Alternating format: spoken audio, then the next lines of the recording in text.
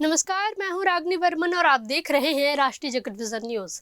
छत्तीसगढ़ में युवाओं और नाबालिगों से सोशल मीडिया पर खुद को डॉन साबित करने की होड़ मची हुई है। इंस्टाग्राम पर माफिया, शूटर और गैंगस्टर जैसे भारी भरकम नामों से प्रोफाइल बनाकर ये युवा खुलेआम हथियारों का प्रदर्शन कर रहे हैं। रील में खूंखार दिखने की चाहत इन्हें अपराध की दलदल में खींच रही है।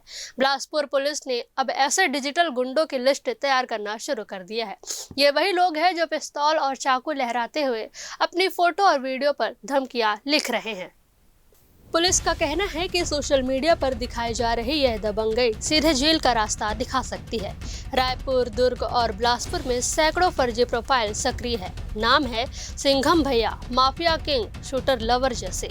ज्यादातर नाबालिग युवा हैं जो फिल्मों और सोशल मीडिया से प्रेरित होकर खुद को गिरोह का हिस्सा दिखा रहे हैं। वीडियो के बैकग्राउंड में ऐसे गाने और डायलॉग डाले जा रहे हैं जो अपराध को ग्लोरीफाई करते हैं। यह ट्रेंड न केवल कानून का उल्लंघन है बल्कि किशोरों के भविष्य के लिए भी खतरा है।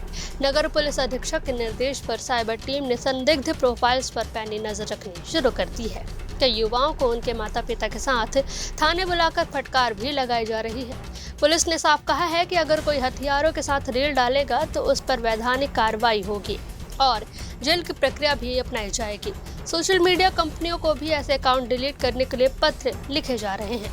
इस पूरे मामले में पुलिस ने माता पिता से अपील की है कि वे अपने बच्चों के मोबाइल और सोशल मीडिया पर नजर रखें। स्कूल और कॉलेजों में अवेयरनेस कैंप भी आयोजित किए जाएंगे ताकि छात्रों को बताया जा सके कि क्राइम का दिखावा करना भी अपराध की श्रेणी में आता है।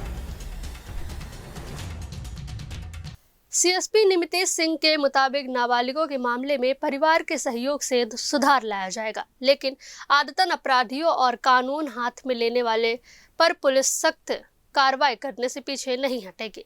फिलहाल इस खबर में बस इतना ही। देश प्रदेश की खबरों से अपडेटेड रहने के लिए हमारे चैनल को सब्सक्राइब करें और नए खबरों के नोटिफिकेशन के लिए बेल आइकॉन जरूर दबाएं। नमस्कार।